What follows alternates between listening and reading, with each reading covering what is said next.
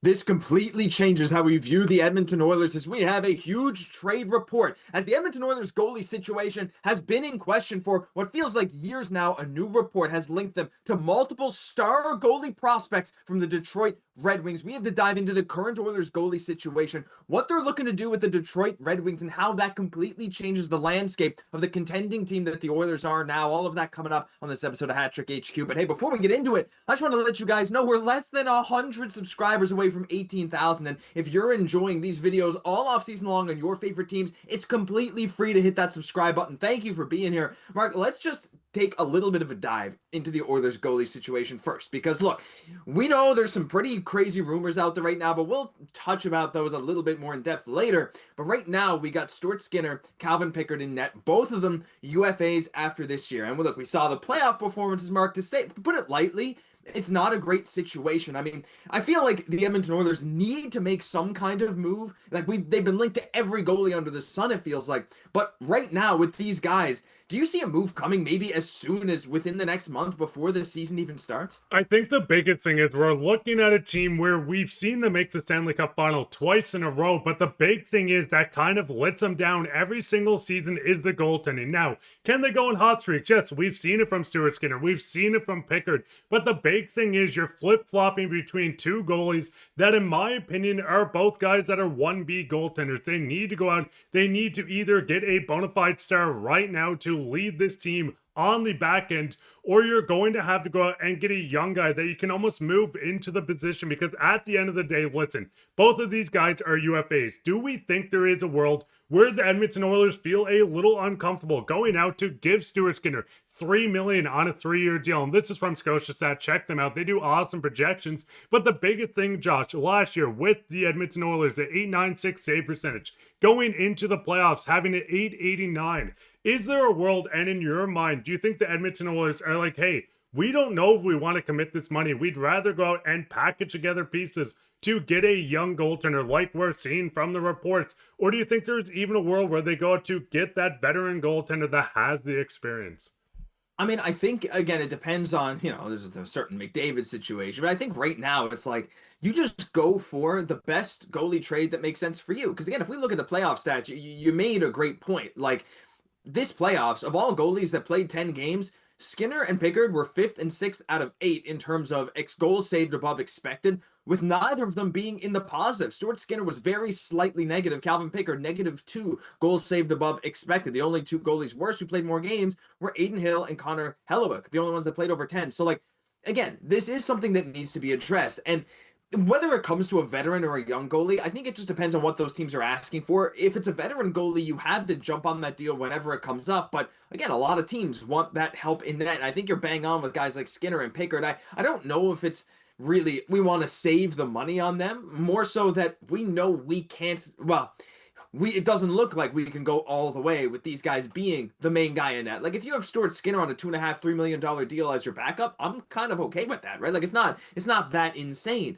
But you still need someone else along with them. And that's where we get to this report, which is a pretty big shift here, as they are connected to a top goalie prospect. And you can see there the hashtag LGRW. Well, it's the Detroit Red Wings. And they're in a very interesting situation. As Cam Robinson said, they are looking a little more long-term. The Oilers are. I was told they've contacted Detroit. I believe the first person they asked about was Trey Augustine. That was a non-starter at the time. They have Sebastian Cossa sitting there on Sakaris and Price. And, Mark, when it comes to Detroit's young goaltending situation, they have a couple nice goalies in net right now. Cossa is there in the AHL. Trey Augustine's going back to college, but they have John Gibson for the next 2 seasons. Do you see a world where Detroit parts with one of these two young goalies? Because I can absolutely see it. And if we're talking about an Oilers team who wants a guy, like, you can take a swing on a guy, right? It might cost you a lot. It might not. We'll have to see. But, like, this feels like it fits the timeline. It could work very well for them. They do feel like good trade partners in this aspect. I mean, I think the biggest thing is looking at the goaltenders in Detroit. I think they stole the Oilers guy in John Gibson. We've seen the reports all summer long. Detroit went out. They got their guy and stealing him from other teams. But I think there is a world. Listen, John Gibson is not getting younger. Cam Talbot's still playing very good at his age. But I think the biggest thing is they need to hold on to at least one of these guys. And I think Steve Yzerman's looking at the sense of, hey, we don't want to trade the wrong guy. If you move one guy, he becomes a bona fide Vezina candidate, then you're really just sitting there on your hands wondering why you didn't move someone. But looking at the reports, I think you need to hold on to Augustine. Now, I mean, we'll look at Cossa as well, but one of the best goaltenders in the Big Ten in NCAA hockey. I mean, going into even the World Juniors, being phenomenal, 2 gold medals, a bronze medal, one of the best American-born goaltenders in the system coming through.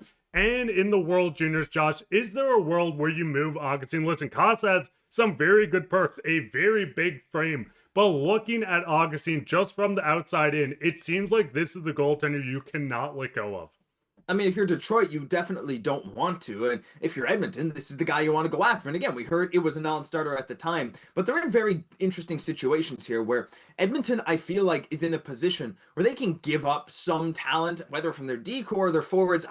I still even hesitate to say that. But if it means getting a goalie that looks like a star or a future star, you can afford to give up some pretty good assets. And if you're a Detroit Red Wings team that, yes, has these good young prospects, but a lot of your younger guys are kind of hitting their prime now. You're trying to make that push for the playoffs. They're a team that wants that talent now. Edmonton has a bit of that talent now. Their depth is questionable at times, but it's really not that bad. They have a lot of good names. So if Detroit gets blown away by an offer, I could see them maybe considering it. But I think you're right that Cossa is a lot more of a realistic target, because he's also closer to NHL ready. Trey Augustine is not going to play in the NHL this year unless it's like right at the end of his year. He's committed to Michigan State again for 25-26. And yeah, he could get those games at the end of the year. It could be there for the playoffs. But if you're an Edmonton team and you want to make the playoffs, again, you got your window like now.